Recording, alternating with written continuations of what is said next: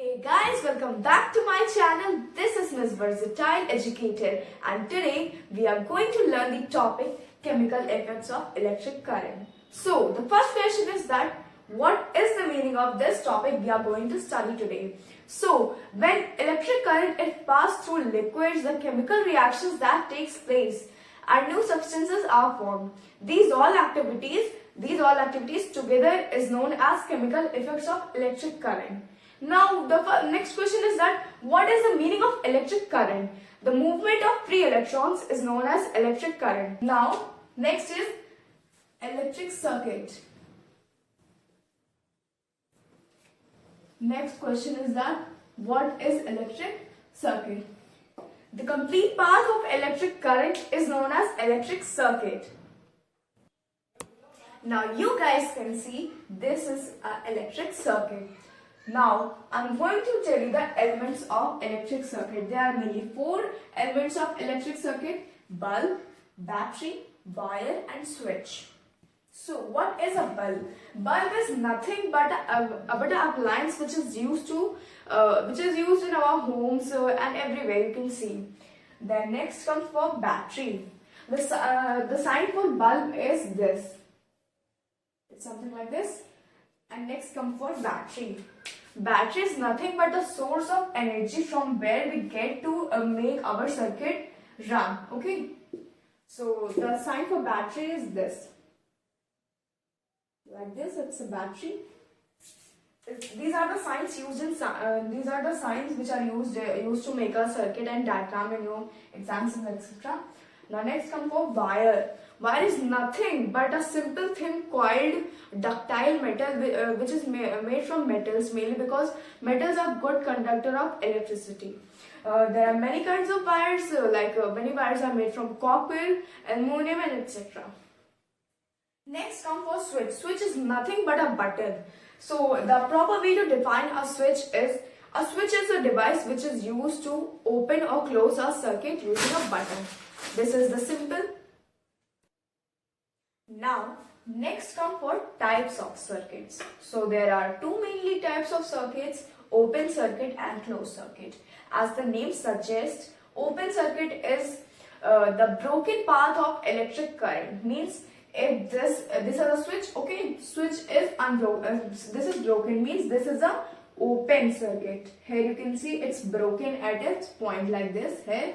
So it means that it is an open circuit. The broken path of electric current is known as open circuit. Now next come for closed circuit. Closed circuit is this, like if we put on the switch like this, then it will be a closed circuit. Means there will be no broken paths. It will be closely unbroken, totally unbroken. So this is a closed circuit. Okay. Next is, what are conductors? Conductors, the materials which allow electric current to pass through them, are known as conductors. Conductors in this and in liquids and solids both, there are conductors. In this, as you must be knowing, all metals are good conductor. Means all metals are good conductor. Okay. But there is also exception. What is the exception? Bismuth and tungsten. Okay. There are 2 metals which do not conduct electricity. They are bismuth and tungsten. Okay. But in solids, when we are coming in exceptions, means bismuth and tungsten. Now comes for insulators. Insulators, it is known as insulator or bad conductor. The materials which do not allow electric current to pass through them are known as insulators or bad conductor of electricity. Now what we can say, that all metals are conductors, but only 2, bismuth and tungsten are bad conductor of or insulator of electricity. But in liquids, the thing is that there are 2 insulators. Mainly there are 2 insulators, not mainly, there are only 2 insulators only. They are distilled water, which is the purest form of water, and oil, simple oil. Okay, these are the only two insulators in liquid, except them all are good conductors, means all liquids are good conductors of electricity.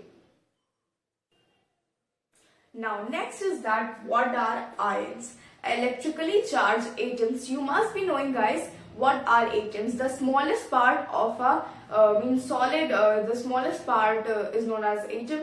So atoms are nothing, ions are nothing but electrically charged atoms, means the atoms which have negative sign or positive sign in them are known as ions. There are two types of ions, cations and anions. Cations have positive charge and anions have negative charge. Now next come for what is electrolysis.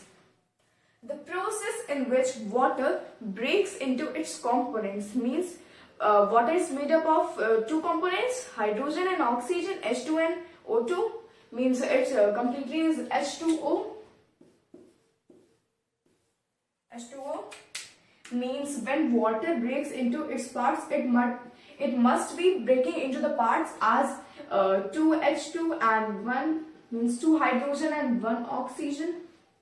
Okay, means it H2O breaks into as the means name is here H2, means there are two molecules of H and one of O.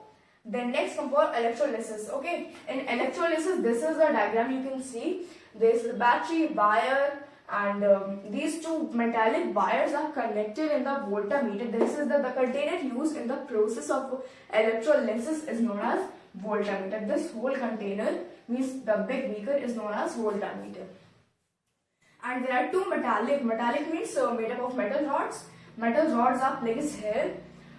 These are known as electrodes. You can see these are known as electrodes. Okay, there are two electrodes, anode and cathode.